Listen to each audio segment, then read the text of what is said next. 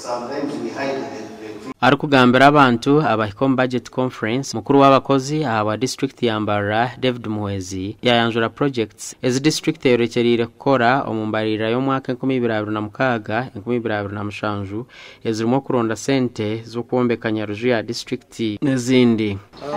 Icyombo cyo plan de kombeka n'icyombo cyo sitekateka cyo cyurinje hagati ya sente zingana 10,000 zari 15 konka sofa tukatunga ikitongo cya National Housing Construction Company bari no batumbekera nara indugamba tumara slab kandi kwa slab nsako ba instructions wagerke bo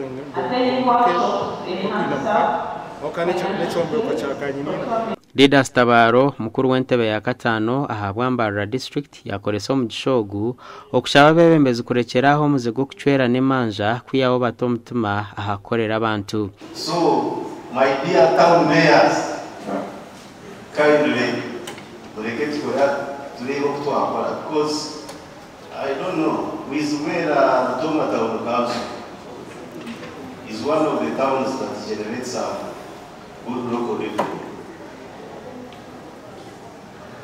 So, which other permanent project are you putting there from these local revenues that we generate?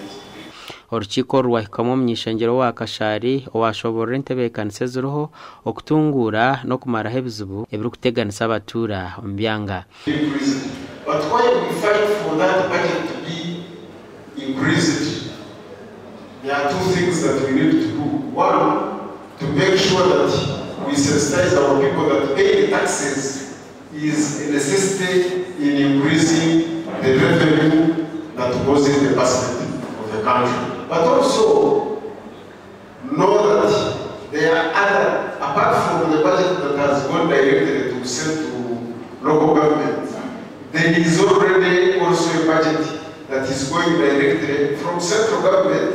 Abantu bakozi ba district ya Mbarara bakoreso mu gishogu okushobora ebi district ekozire ahabo mwaka 2024 2025 n'ebyegenderire kora ahabo mwaka 2025 2026 omumbarira erikwija.